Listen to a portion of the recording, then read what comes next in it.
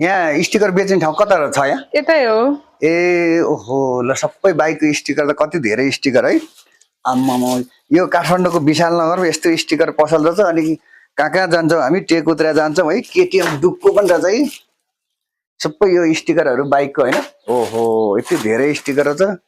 अनि हामी कहाँ कहाँ जान्छौँ है। ल यो काठमाडौँ विशाल नगरमा श्रेया अटोको भित्रपट्टि यस्तो राम्रो स्टिकर पसल रहेछ कि। ल आम्मामामा है। ल यो सबै स्टिकर ल हिरोको रहेछ यो चाहिँ। आम्मामामा ल हेर त हिरो बाइकहरूको स्टिकर रहेछ यो। अनि यो पनि रहेछ। आम्मामामा यति राम्रो राम्रो स्टिकर रहेछ।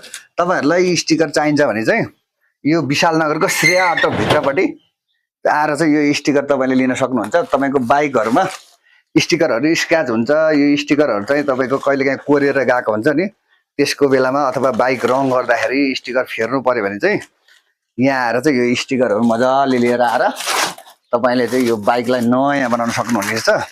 यो हिरोहरूको रहेछ, केटिएम डुकको रहेछ, बजाजको रहेछ, होन्डाको रहेछ। प्रायः बढी चाहिँ होन्डाको देखियो।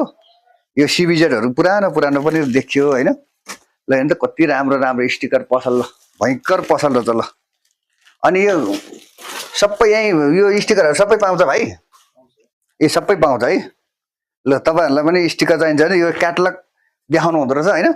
यो क्याटलग अनुसार चाहिँ यो स्टिकर कुन कुन छ के छ भनेर चाहिँ उहाँले देखाएर चाहिँ नभए पनि मगाएर दिनु हुँदो रहेछ। यो स्टिकर चाहिँ तपाईँ काठमाडौँमा छैन भने पनि मगाएर भए पनि दिनु हुँदो रहेछ। उहाँ चाहिँ यो सबै बाइकहरूको यो स्टिकरहरू देखाएर चाहिँ लिनु हुँदो रहेछ। त्यस कारणले अब तपाईँलाई म यहाँ फोन नम्बर पनि राखिदिन्छु। तपाईँलाई स्टिकर चाहियो भने त्यस कारणले तपाईँलाई यो तपाईँ अझै फेरि भन्छु एकचोटि, विशाल नगरमा श्रेया अटोको भित्रपट्टि यो चाहिँ स्टिकर पसल रहेछ। तपाईँलाई त्यहाँ आएर चाहिँ तपाईँको श्रेया अटोमा देख्नु भइहाल्छ। विशाल नगरमा श्रेया अटो छ। श्रेया अटोको भित्रपट्टि चाहिँ स्टिकर पसलहरू, यस्तो राम्रो स्टिकर पसल।